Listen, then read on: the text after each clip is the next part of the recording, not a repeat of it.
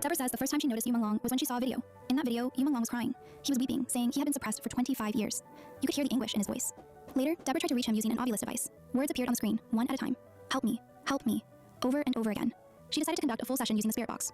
During that session, Long cried 5 times. Deborah said, when you hear someone crying on the other side, when they're already free and released from the suffering of this world, and they're still crying, you'd have to be the hardest soul in the world not to feel that. That was the moment she decided to speak out. Chapter 6. The Fate of Guo Junchen. In the live stream, Deborah also mentioned another person, Guo Junchen. She said she had seen a video. Guo Junchen was coming out of an airport wearing a white t-shirt flanked by 4 or 5 people escorting him.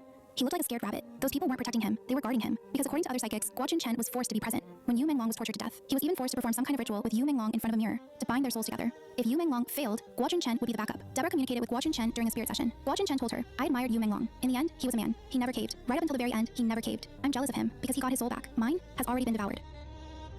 Chapter 7. The Price of the Contract. Here we need to explain a concept.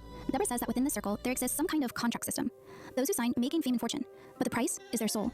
Guo Junchen signed the contract. His soul was devoured as a result. Now he's trapped, unable to break free. Long refused. From beginning to end, he never made a covenant with them. Even under torture, even facing death, he never surrendered. This is what makes Long extraordinary. Not because of how famous he was, not because of how handsome he was, but because in such desperate circumstances, he chose to protect his soul. Chapter 8. Non-human entities. What comes next may be the most controversial part of the entire live stream. Deborah said, I'm not David Icke. I'm not going to say everyone's a reptilian.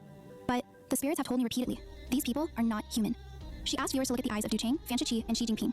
That stone-cold stare, does it look like there's an ounce of humanity in there? She also revealed an even more startling detail. Lin Beichuan saw their true faces. He saw the face of an alien and screamed at the top of his lungs. He wanted to run. He said if he ever got out of this, he would never breathe a word of it for the rest of his life. Deborah acknowledged that the spirits only said aliens a few times.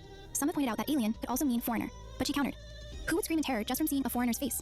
She didn't answer that question directly. She left the judgment to us. Chapter 9. Awakening and the Schumann Resonance. Deborah spent a significant portion of the live stream discussing the topic of awakening.